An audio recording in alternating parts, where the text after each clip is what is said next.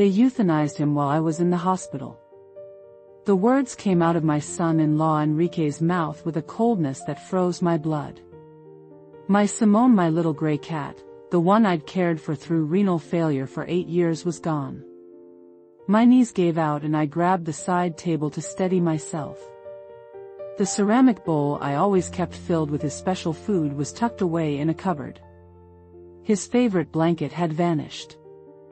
All of it happened while I spent 3 days in the hospital with pneumonia. The clock on the mantel kept marking seconds in a silence that felt like a wait. Cecilia stared at the floor, unable to meet my eyes. A ringing filled my ears and a pressure settled over my chest, a different pain from the one that had put me in the hospital. At that moment I understood, with a cold clarity, that my relationship with Enrique and, painfully, with my own daughter would never be the same. No more pretending. No more accepting decisions made for me. I knew then that I would not stay quiet. But what led to that living room, that sentence, that loss? You need to know who I am to understand why it hurts so much. That scene I just told you did not come from nowhere. It landed on a life built of small, steady sacrifices. If you want to understand why I felt like the floor dropped beneath me, you have to know who I am. My name is Daniela Morales. I live in Monterrey, in a small house that I bought with years of work and careful saving. The street is quiet in the mornings. The sun hits the tiled roof just so. I have lived in that house for long enough that the creak of the back door feels like a friend. I like simple things. I like the smell of coffee in the morning and the way the light crosses the kitchen table just before noon. These small comforts have kept me steady. I was married once. My husband, Miguel, died 12 years ago from a heart attack. We had built a life together that was ordinary and honest. After he passed, I kept going to work. I was a nurse for 30 years. I worked long shifts, nights, weekends. I learned to keep my hands steady when others could not. I learned to stay calm in rooms full of noise. I learned how to be useful when people were at their worst. Those lessons stayed with me. Raising my daughter alone shaped me. Cecilia was small when Miguel died. I doubled my hours at the hospital. I cleaned rooms, changed sheets, held hands through long nights. I swallowed exhaustion like medicine and kept walking.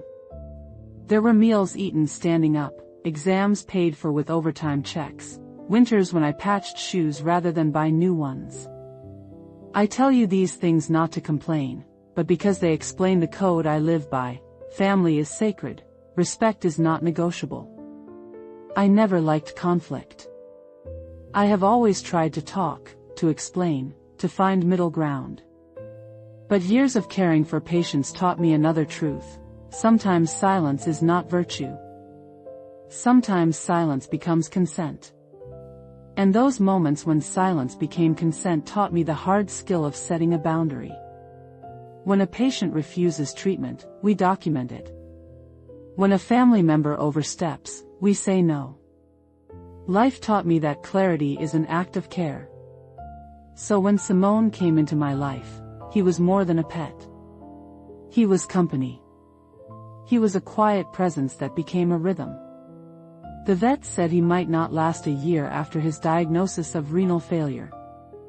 I remember the first night I brought him home and watched him curl into my sweater as if he had always belonged.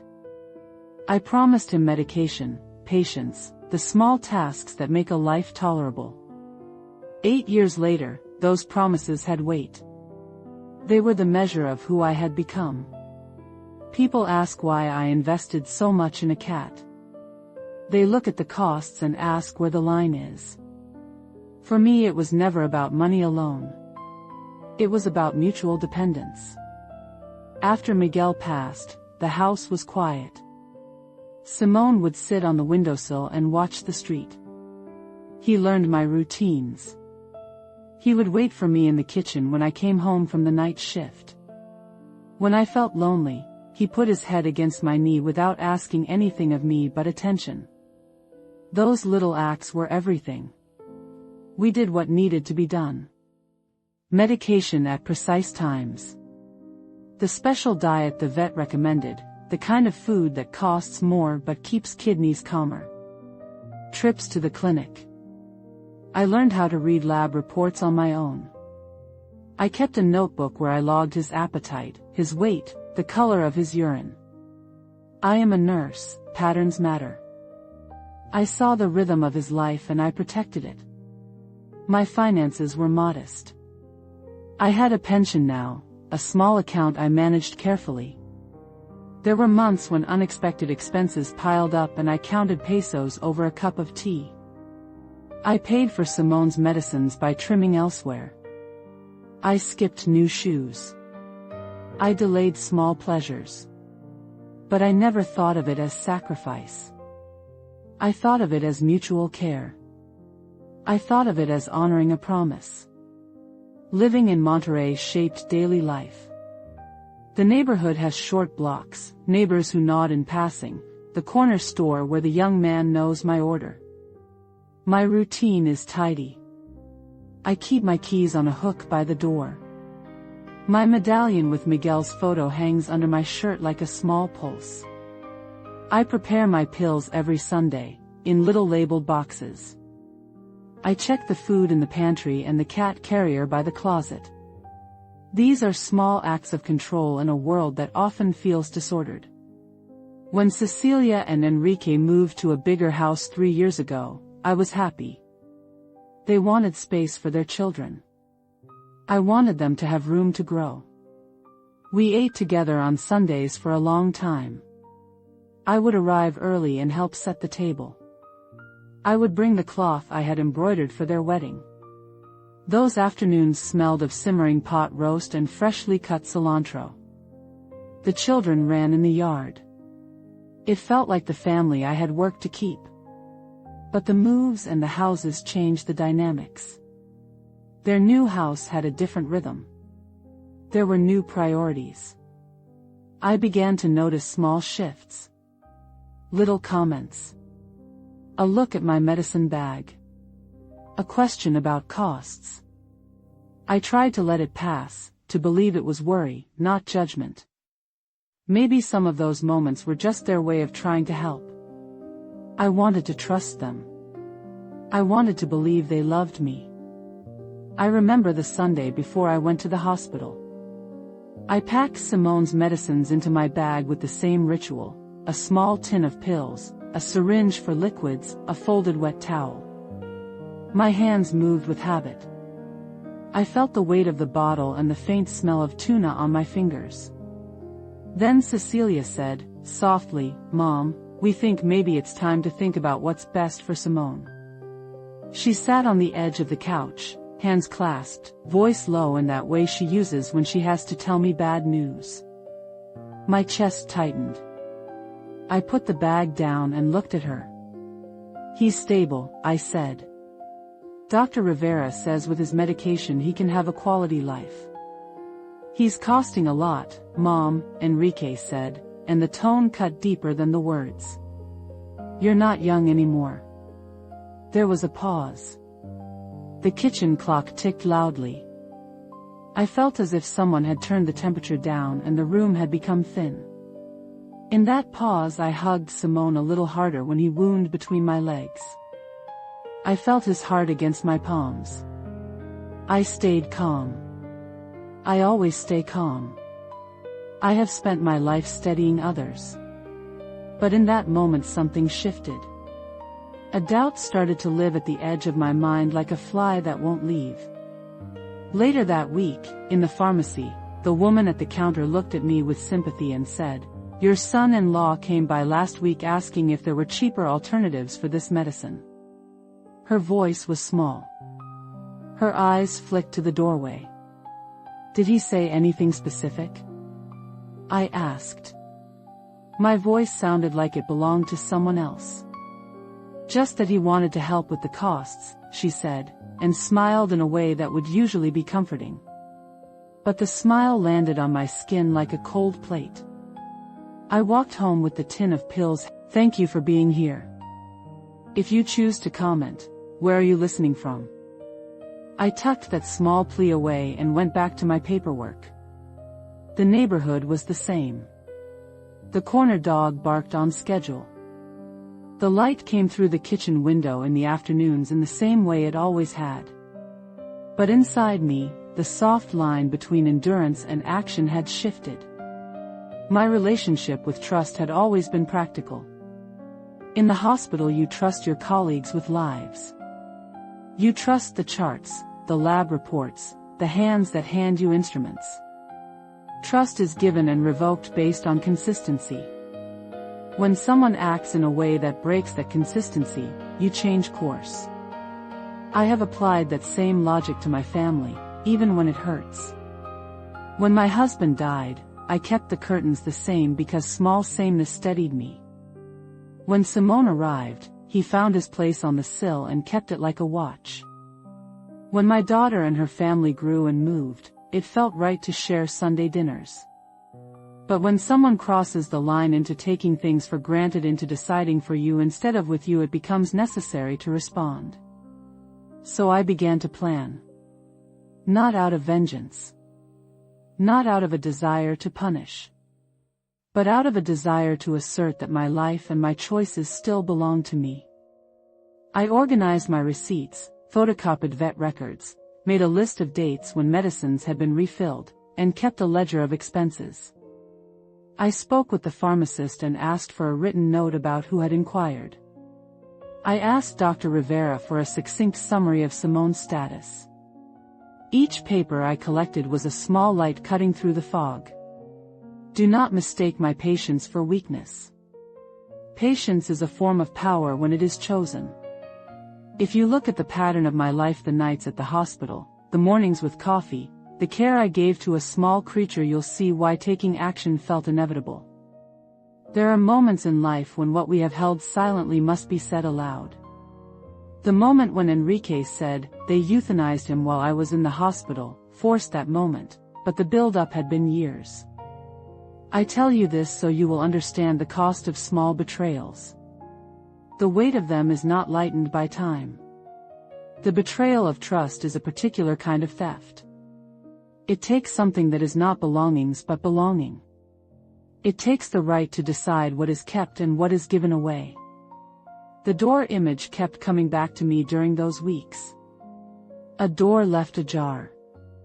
The light not entering because someone had put a curtain across the crack. An object, Simón's little blue collar left on a chair, unnoticed. These small images lodged in my mind and became, later, proof and grief. The door ajar became the symbol of how boundaries had been crossed. I say all this not out of bitterness, but because you need to see the slow motion of how a household can rearrange itself around someone else's priorities. It is small things repeated enough times that one day the whole home is different. When I finally decided to act, it was not dramatic. It was methodical. It was quiet. I wanted to be sure. I wanted to be able to answer questions not with anger but with facts. I wanted to keep my dignity intact. I wanted to show that at 63 years old I could stand for what mattered to me. That decision led me to a confrontation that I had not wanted, but I knew I could not avoid. The truth, once assembled, has a way of making its own space. It arrives like a guest who will not leave. And the thing about truth is that once you see it, you cannot unsee it. 3 years ago their house was full of boxes and the smell of paint. They had moved into something bigger. I remember the day they invited us for the first Sunday dinner there. The sun was warm and the new curtains made everything look like an image. I arrived early, carrying the embroidered tablecloth I had given them at their wedding. I always arrived early. It was part of my rhythm. The table was long and the children ran around like small planets orbiting a noisy sun. The kitchen hummed with activity. I helped place bowls, straighten napkins, fold the corners. Simón sat in the carrier I had brought, the carrier he had preferred for years because he felt safe in it. He blinked green eyes at the commotion and settled.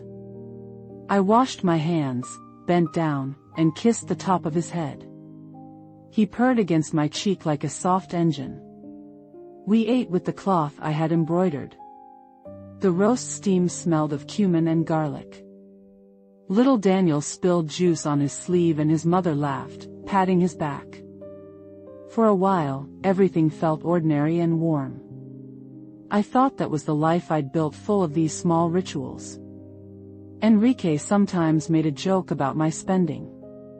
He is a man who measures things differently. Once, as I reached into my bag for Simón's medicine, he said under his breath to Cecilia, "Don't you think it's ridiculous how much she spends on that cat?" Cecilia's face tightened. She looked between us, caught between her childhood and the man she now stood beside. I felt the words like a small sting. I answered the way I always do, steady, practical. "Those medicines keep him alive," I said. "They give him good days." He shrugged, the kind of shrug that refuses to convince. "He's old," he said. "At some point we have to be practical." Daniel, my grandson, sat next to me with a childish solemnity. He was the one who watched closely when I gave Simón his medicine, a pill disguised in a bit of tuna. He would whisper, "Abuela, your cat is lucky." He is the kind of child that sees the world as stories of care. When I looked at him, his small, trusting face, it became harder to hear the other voices. Later that afternoon, when the children had gone out to the yard and the adults were clearing plates, Cecilia took my hand. Her nails were clean, her watch glinted. "Mom," she said, "I just want what's best for you." She said it like a promise and like an apology. I wanted to believe her. But the signs started to stack. Little things at first, a call that went unanswered, a message that came back late. Enrique's hands were often occupied with his phone. There was a way he smiled that felt like calculation. One Tuesday I went to the local pharmacy for Simón's refill and the woman behind the counter said, "Your son-in-law came by last week asking about cheaper options." Her voice was careful. I felt a prickle on my arm. That same week, while visiting Cecilia, I saw Enrique showing pictures of kittens on his tablet to the kids. "Look," he said brightly, "when your cat isn't around, we can adopt one of these." He closed the screen when I came into the sitting room, but the expression on his face didn't change. He was thinking ahead in a way that excluded me. It landed like a small stone in my stomach and made tiny ripples. Another day, my neighbor Laura knocked and said something that made my heart prick. "Daniela, I saw Enrique go into your house with a key." "I thought you knew." My hands went cold. "I only gave a spare to Cecilia," I said, my voice tight. The image of doors opens when keys are in play. Doors are small metaphors in life. They guard private things. Hearing that someone had used a key without my knowledge felt like someone had read a page of my life without asking. I started checking the house more carefully. Simón's bowl was sometimes not as full as I had left it. Once his favorite blanket seemed to have been moved. These could have been innocent oversights. But they arranged themselves into a pattern. My nurse's mind started listing possibilities. Was someone taking him to the vet without me? Was someone trying to make decisions for my money? I tried to remind myself of the benefit of the doubt. I tried to breathe. 2 days before I fell ill, I noticed our expenses again. The bottle of the liquid supplement looked lower than expected. I asked Enrique if they had dropped by to help. His evasive answer felt like smoke through my fingers. On the day I felt dizzy and breathless and called Cecilia, my memory of the small clearance of bottles and the tablet of pills sat like a stone in my chest. I fretted. I worried. I packed Simón's carrier into the hallway because I could not imagine leaving him without his medication. When the ambulance came, I remember the bright lights and the antiseptic smell. The clinic had paperwork. They said he was in distress. Dr. Rivera would never have advised this, I said. He had been our vet for years, the man who had guided Simón's care. You didn't take him to him. Cecilia's gaze sank to the floor. Her hands were folded, and she could not meet me. It was Sunday, the clinic he goes to was closed. We took him to an emergency clinic, she said. Her voice was thin, fragile. I felt something inside me fracture. My next words came out like a demand because I needed something concrete. Show me the certificate. Show me the paper that says he recommended euthanasia. They looked at each other. Enrique's face was a map of decided things. They didn't give us anything, he said too quickly. And Cecilia's voice cracked. We didn't want to worry you, Mom. The doctor said you needed rest. My chest felt hollow. You had my phone. You could have called. Tears came like a thin rain. We didn't want to disturb you, Cecilia whispered. Where is his body? I asked, and the grief narrowed into a practical need. I want to bury him under the lemon tree. They exchanged a look that had become both the verdict and the explanation. We left him for collective cremation. It was more hygienic, Cecilia said, the word clipped, as if it could make everything sanitary. That was the instant everything changed. I remember the precise quality of the light in the room, the window catching a stray sunbeam on the floor as if the house itself held its breath. In that breath I understood a cruelty I could not unsee. Not just the act. The way they had decided, without asking, without telling. The way my voice had been excluded in the most intimate decisions of my life. I had spent nights awake cushioning him against pain, paying for his food, learning how to keep him comfortable. I had placed him in my arms during storms. They had taken that entire history and folded it like a receipt they were ready to throw away. It felt like theft. It felt like erasure. Get out of my house, I said, my voice calm in a way that surprised me. Calm is different from weakness. Calm holds steadiness so decisions can be made. Now. They moved slowly, like people waking from sleep. I watched them gather their things with hands that avoided touching what had been mine. I felt old and suddenly brave. I could no longer share a table with people who had decided to take the measure of my life and reduce it to expense. That night I sat on the couch and cried until there were no tears left. The house was too quiet. The silence had the shape of absence. I thought of Simón on the windowsill and wondered about his last moments. I pictured the clinic, cold fluorescent light, strangers moving around him. The image knitted itself into a small nightmare I could not shake. I replayed the last months in my mind like a film. The pharmacy visit. The tablet of kittens. The key in the lock. Each scene threaded together to form a plan I hadn't yet named.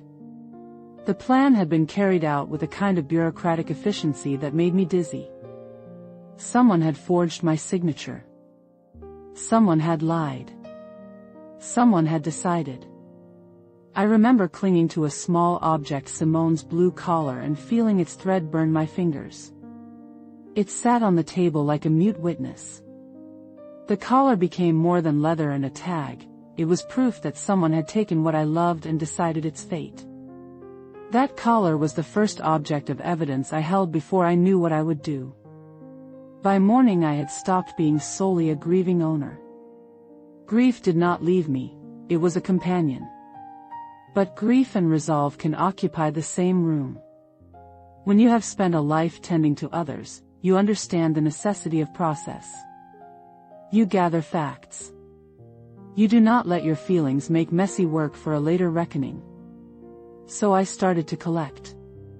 But before I began the collection, there was a stillness. A moment where everything was quiet and the house felt like a stranger's. The faces of Cecilia and Enrique were altered by something that had been decided without me. The children played in the other room, unaware of the fracture that had opened.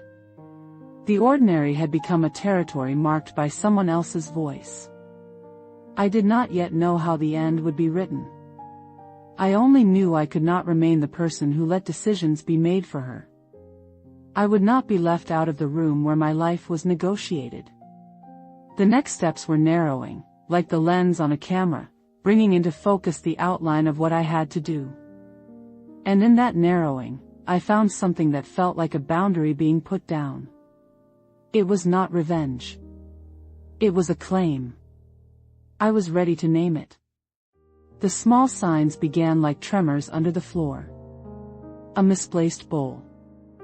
A look that lasted a beat too long. Words that had two meanings, concern and calculation. I remember the afternoon I found Enrique with his tablet. The children were at the table, crayons and juice cups, the sunlight patching the floor. I came in carrying Simon's carrier and the warm smell of my coffee. Enrique laughed at something on the screen and handed it to Anna, who squealed. "Look, Grandma," she said, eyes wide. "Dad says we can get one of these when Simón is gone." I felt my mouth go dry. I sat without sitting down, hands still on the carrier. I said, "Simón is fine." My voice was small but steady. The tablet closed like a trap. "Kalei, mas neo skc." That same week the pharmacist's voice had been gentle when she told me Enrique had come asking about cheaper medicines. She even pushed a leaflet across the counter with alternatives.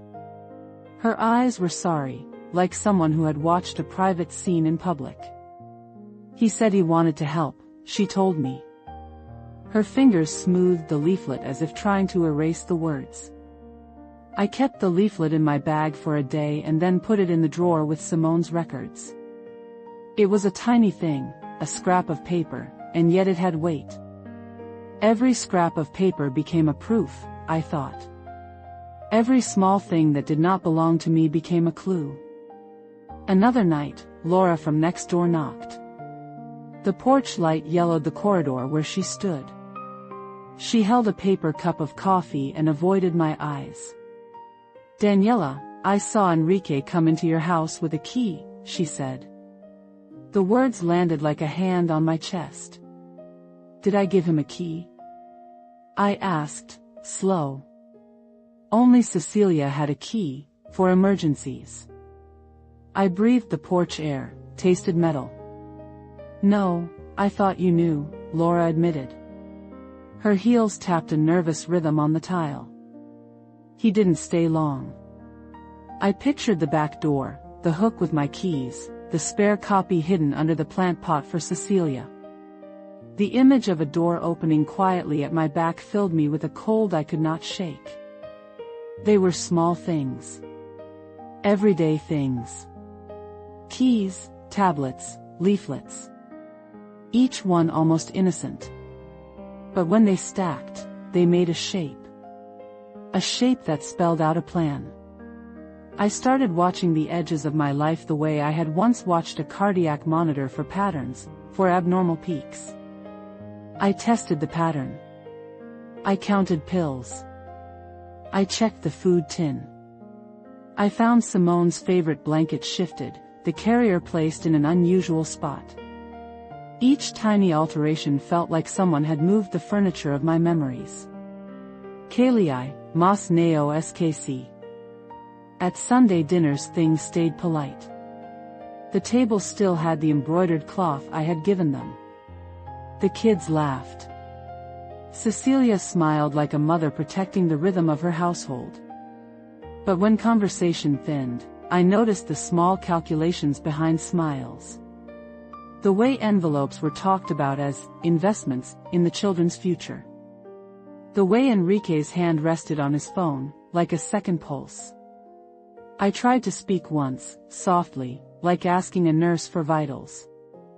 If anything happens to me, Cecilia, will you call me every time? Will you tell me what you decide? My word. I packed Simón's carrier by the hallway that night, shoulder against the paint-washed wall, my back a list of honest work and quiet compromises. I left it there because sometimes a small readiness is a kind of protection. When the ambulance lights flashed, when the world turned antiseptic, I saw Enrique remove the carrier from my porch with his practiced, controlled hands. He looked at me, said, "We will take care of him, don't worry," and his voice was polished and smooth. I watched him cross the yard, the carrier swinging, and I wondered if he had practiced the motion in his head, the motion of removing a life like a package. I tried to keep my face calm. Nurses learn to steady others. At that moment I steadied. But the steadiness was not forgiveness. It was a careful, slow coal, hot and ready. I did not know yet what he had done with that carrier. I only knew that a door had been opened without my knowledge. A private thing had been moved. A boundary had been breached. I would not stay silent forever. But the worst had not yet been announced. The front door was unlocked when I came home. The air inside smelled like lemon oil and something else, an absence that could not be named. My legs felt like they were walking through syrup. "Where's Simón?" I asked before I could steady my voice. They were sitting on the couch. Cecilia's hands were folded so tight her knuckles shone. Enrique's posture was the practiced kind that occupies the space of a man expecting to be believed. Enrique cleared his throat. There was a polite distance between his words and his conscience. "They put him down while you were in the hospital, mother-in-law." The sentence was a blade. My knees buckled. I caught myself on the side table, fingers pressing into the grain of the wood like something to hold on to. The clock in the hallway ticked. Each tick a small accusation. My voice left me. Sound turned into a thin, surprised noise. "What did you do?" came out raw. It was not a question anymore, it was the earth asking the sky why it had opened. Enrique's explanation was clinical and cold. The vet said he was suffering. Dr. Rivera would not have said that, I responded. His name was our history, the man who had charted Simón's months and doses, who had applauded a small weight gain that meant dignity. "You didn't take him to Dr. Rivera." Cecilia looked away, the light catching the moisture at the corner of her eye. Her watch flashed. It was Sunday, she whispered. Their clinic was closed. We took him to an emergency clinic. "An emergency clinic that I've never used," I said. "Why would you do that?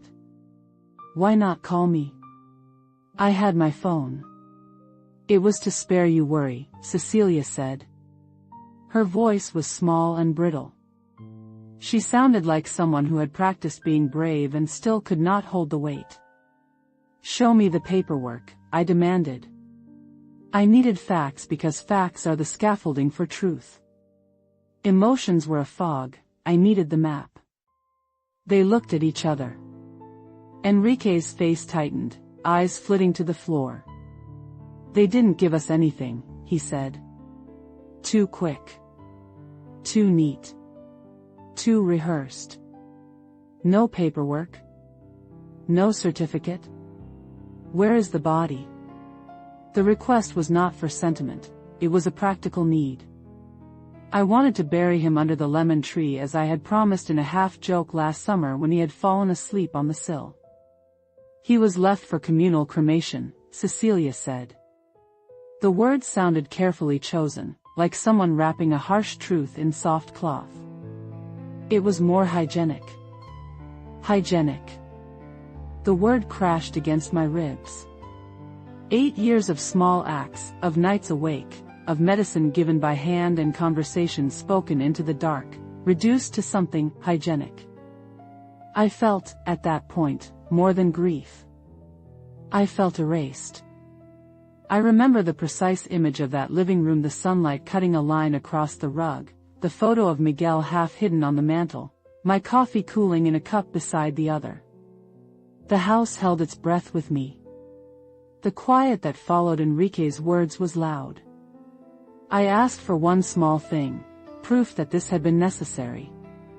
Proof that it had been me who consented. Proof that someone had thought of my heart and called me. I wanted the chain of custody.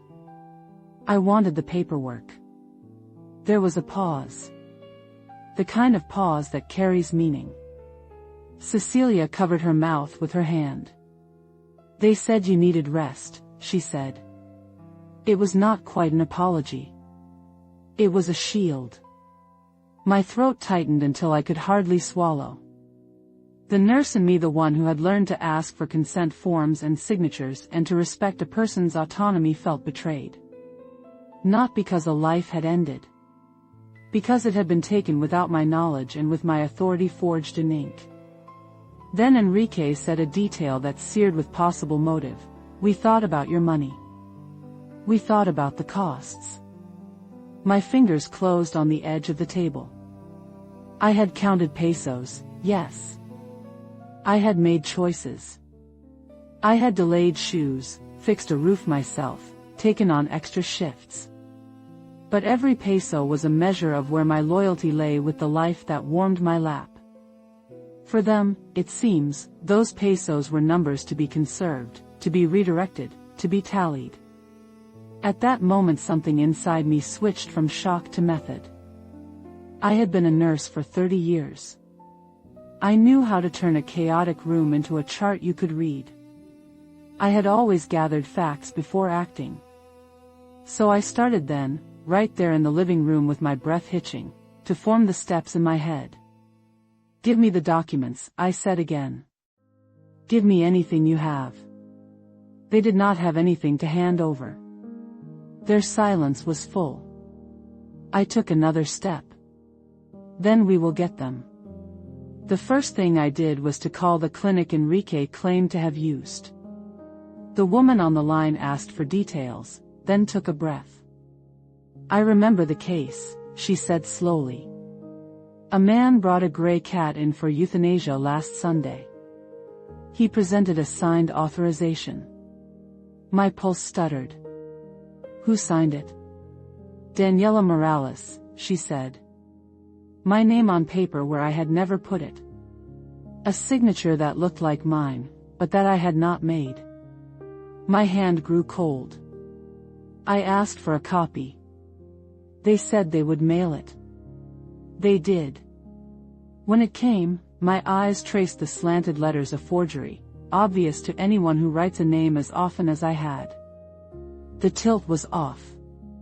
The pressure, wrong. But the clerk had accepted it. She had not known. I called Dr. Rivera. He was angered in a soft way that made my anger sharper. Daniela, with the medication he has, Simón could have had months, maybe more, he said. I saw him 2 weeks ago. He was comfortable. There was no sudden crisis. I printed his note. I kept it folded like an armor. Then I called the pharmacist and asked for a written statement. She obliged. Laura, the neighbor, wrote what she had seen and dated it. A record existed. A map of the wrong. Kalei, Mas Neo SKC. The discovery was a series of small shattering moments. Each confirmation reframed everything.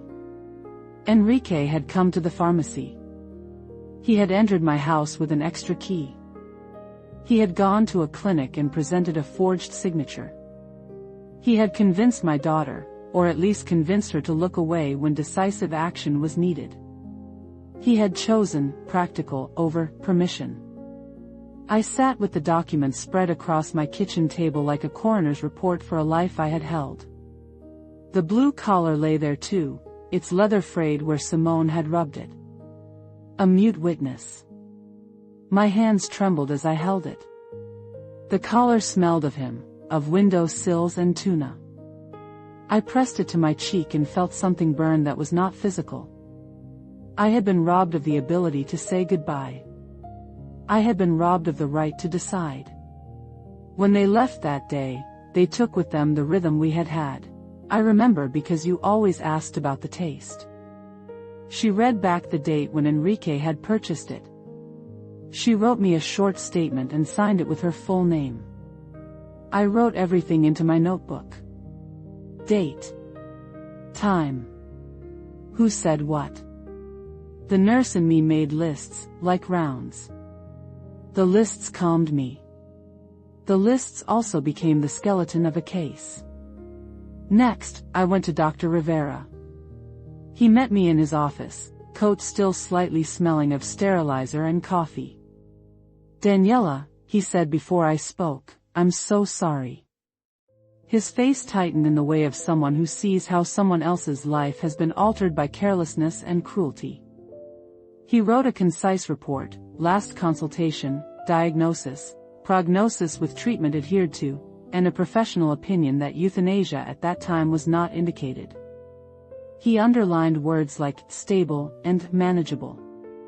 He signed and dated the page, and I folded it into my folder like a shield. I needed legal counsel. I called Patricia, my friend who practiced law in a small office she kept like a garden. She listened without interrupting, the way lawyers do when they know the weight of what someone will ask of them. You have a strong case for forgery and animal mistreatment, she said finally. Her voice was calm and businesslike. But before we file anything, gather everything. Statements, receipts, the clinic copy, the vet note, the neighbor's testimony. Then we decide. Patricia's calm was a map of possible paths, civil, criminal, or both. She explained the steps in short sentences: evidence, report, potential civil damages, potential criminal charge for forgery. Her explanations were not comforting. They were clear. I began to collect. I made copies of receipts. I pulled old vet invoices from a drawer and photocopied them. I asked Laura to write and sign a statement of what she had seen with the key. She returned with a small, steady paragraph pinned with her signature and the date. The ordinary people who noticed ordinary things became my witnesses. An entire small town of tiny truth. Each signature was a small, brave knot in the rug I was weaving. Kalei, mas neo skc. At home I moved quietly, not to create spectacle. I changed the locks. Cecilia watched me do it and did not say anything at first. She handed the new key to me with trembling hands, as if I were holding an animal rescued from a storm. I took it and tucked it into my pocket. That act, the locksmith turning the tumblers, the metal click like a judge's gavel, felt reparative. It was a practical boundary. The locksmith's hands were competent and quick. He did not ask questions. He installed the lock like sealing the edge of a wound. With the locks changed, I took steps to protect myself legally and financially. I arranged my paperwork. I updated my will with Patricia. I designated Laura as the person to be called in an emergency. No drama. No public announcement. None of this was meant to burn bridges. Everything was meant to shore up the house of my life. But beyond documents, I prepared emotionally. I practiced what I would say. I wrote the lines in a notebook as if rehearsing a speech. You forgery my signature. You acted without my permission. You violated my autonomy. The words tasted foreign and hot in my mouth the first time I read them aloud. Then they started to settle like comfortable shoes. I also thought about my family. I love Cecilia. That love complicated everything. It woke the parts of me that had chosen sacrifice and patience for the long route of being a mother. I remember nights when she was a child and I sat up with her while she vomited from fever. I remember stringing pennies together to pay for school books. Those memories are threads I will not cut lightly. So I made another decision: confrontation first, court later. Patricia agreed. Often, she said, an initial meeting with the documents on the table leads to confessions or settlements. It can end things without the expense of court. Or it can make them understand you mean business. Her suggestion was not soft. It was tactical. I prepared the packet for the meeting like preparing a dressing for a wound: neat, sterile, complete. The clinic authorization. The pharmacy statement. Dr. Rivera's note. Laura's affidavit. The copy of the lock change receipt. A photograph of the collar. A printed ledger of the months I had paid for medication and special diet. In my kitchen, the packet sat on the table like a small tribunal. The urn I had bought for Simón sat beside it, empty and delicate, a quiet memorial that made the anger manageable. I had packed a cup of coffee for each of them. The coffee was not for niceties. It was practical. It kept hands busy. It kept the moment human. Kalei, mas neo skc. I rehearsed the opening words in the mirror.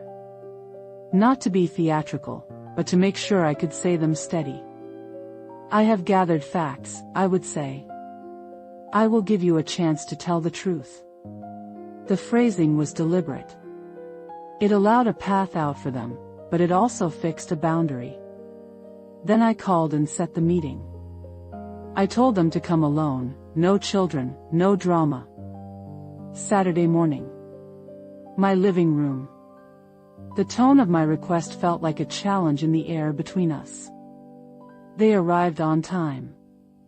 They were composed as if they had rehearsed a version of contrition. Enrique's shirt was ironed neatly, his wristwatch gleamed. Cecilia's hand trembled slightly as she sat. The children were at a cousin's house. I placed the packet on the table and poured the coffee. For a brief, ordinary second we were a family again, and I let that feeling sit in me like a fragile thing. Thank you for coming, I began, because politeness tends to open doors. Then I set the first paper on the table and slid it toward them. I want to show you what I found, I said. And I want you to tell me the truth. They looked at the paper, then at each other. Enrique's face hardened into the polite mask I'd seen before. Cecilia's eyes filled and then collapsed into shame. The room smelled like coffee and something else: accountability. I did not raise my voice. Nor did I need to. The document spoke in the steady language of proof. The forged signature looked wrong under the clinic stamp. The pharmacist's note named Enrique. The vet's letter said Simón had been manageable. Laura's affidavit described a man with a key. Enrique's mouth moved. Muscles in his jaw tightened as if trying to swallow steel. We thought it was the right thing, he said, voice small. He was old. It was not your decision to make, I replied. Not for me. Not for Simón.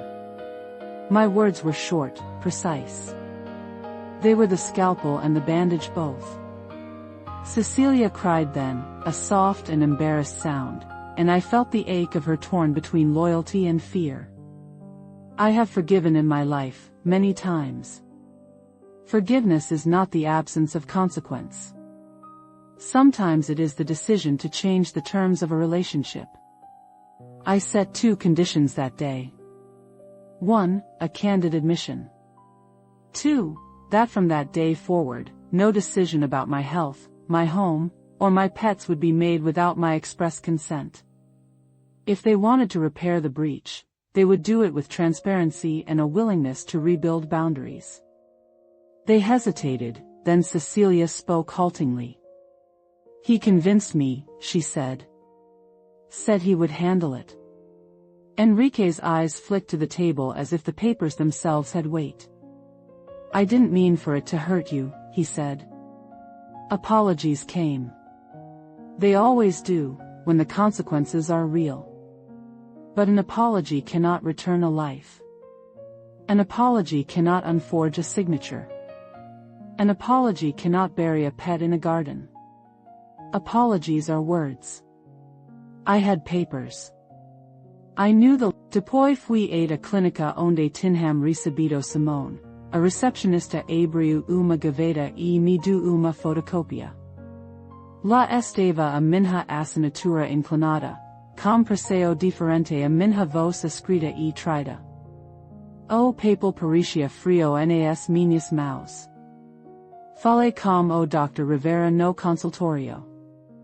O Cairo de desinfetant me true de volta aos velhos dias de trabalho.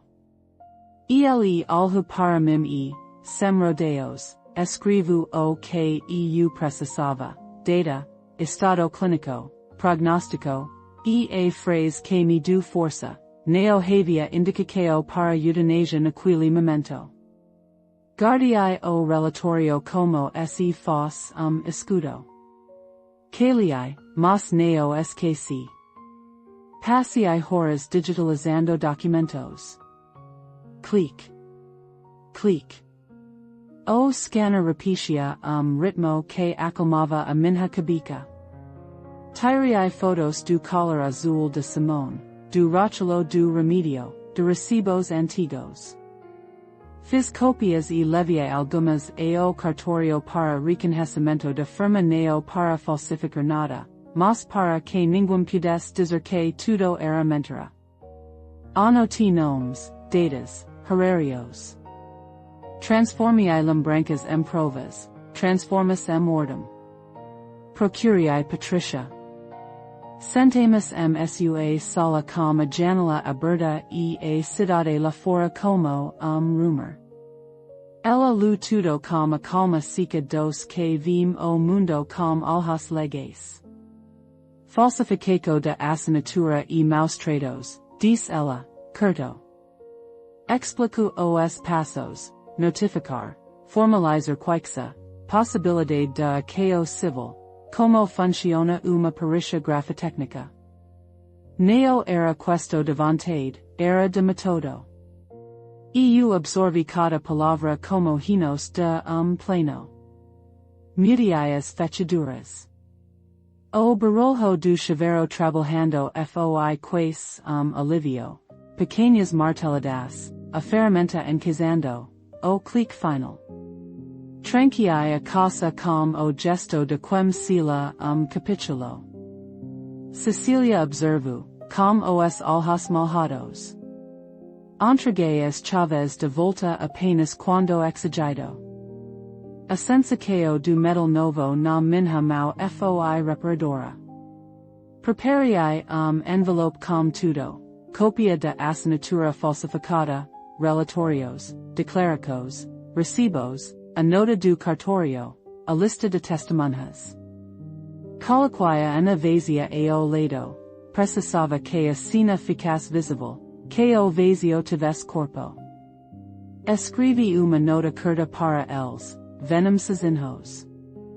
Sábado, 10h. Neo 10 mês. Fechei a porta e senti na sala a praticar o que diria em voz alta. As palavras saem estranhas no inicio, depois firmes. Caliai, mas neo esqueci. No sábado, a casa parecia uma sala de tribunal. A pasta estava pronta. O café esfrio, e eu neo me importai. Eles neo sabiam o que ia acontecer naquele dia. E eu tinha todas as cartas na mão. Eles chegaram no horário marcado. Entrei na sala e senti a familiaridade cortante no ar os mesmos movias, as mesmas fotografias na parede, e, sobre a mesa, a pasta que eu havia mandado. Coloquei uma xícara de café para cada O gesto foi prático, queria que as mãos ficassem ocupadas, que o silencio neo deverasse ora. Eles assim sentaram, e eu senti-me de frente. Abri a pasta com calma. A luz de manha atravesava a cortina e desenhava uma linha no centro de mesa. Mostrei primeiro o papel de clínica de emergência. Esta é a autorização que apresentaram, disse Enrique alhu o papel e desviou o olhar. Cecília segurou a xícara com força. Mostrei a cópia do recibo de farmácia com a assinatura datada e a declaração de farmacêutica. Cada documento eu baixa o dedo, como quem aponta uma ferida aberta. Queremos o melhor para você, comico Cecília, voz quebrada. Era apologético, ensaiado. Enrique teve a postura controlada de sempre, a voz neutra. Mas o silencio entre as palavras deles carregava outra coisa, cálculo, economia de culpa. Eu respondi com fatos, não com gritos. Vocês falsificaram a minha assinatura. Levaram Simón a uma clínica que não o conhecia. Não o enterraram no meu jardim. Eu não dei permissão. Frase curta. Fria. Uma lâmina. Cecília Corubaixo, e por segundo eu six a filha que acalentei. Foi a idea de Enrique, ela falou, e a verdade que na sala como objeto passado. Enrique desviou a vista. Dije que era lo mejor, murmurou. Como quem pedi licença para confessar ero que não entende como ero.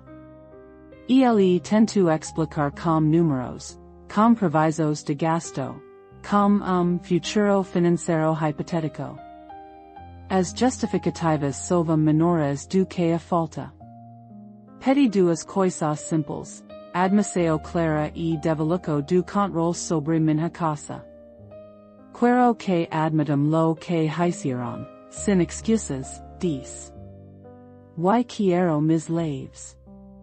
Todas. Cecília tremeu ao por a chave sobre a mesa. Enrique fez o mesmo, mas o gesto foi lento, como se solta algo passasse mais do que prendlo. Assinaram papel simples que eu havia preparado uma declaração básica, não contrato legal complexo, mas comico de responsabilidade. Lo siento, disse Enrique. A palavra foi pequena naquele espaço. Sois por medo do que por remorso. Eu acedei a admissão? Não exatamente. Acedei o reconhecimento público. E isso teve efeito prático, mudanças concretas.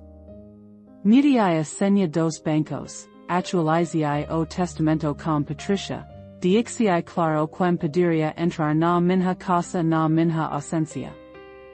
Nomeei Laura como pessoa a ser chamada emergências. Feitas as medidas, pedi que cessem. Mas a cena dixu uma lacuna. Cecília me falou, ao pé do ouvido, a verdade crua, ela havia cedido por medo, por conveniência, por sobrevivência numa reliquio que a consumia aos poucos. Era uma confissão que dou por revelar que eu não tinha apenas inimigos externos, havia concessos internos que permitiram a violação. Calei, mas não esqueci. Quando fecharam a porta, a casa ficou do mesmo tamanho e, ao mesmo tempo, mais vazia. Eu tinha recuperado as chaves, mas o que fazia falta era outra coisa, a confiança que tinham quebrado. 6 meses depois, a rotina era outra. A Ana de Simón ficava na estante da sala, ao lado de uma foto dele no parapeito de janela. Quando a luz baixa no pequeno objeto, parecia haver uma ordem nova no espaço. A minha casa era a minha fortaleza novamente, mas com paredes mais finas por dentro. Havia cicatrizes, neo ilusos. Cecilia vem mi ver sem Enrique, encontros curtos y verdades contadas com cuidado. As visitas são mais sinceras e menos frequentes. Conversamos sobre coisas pequeñas recetas, remedios.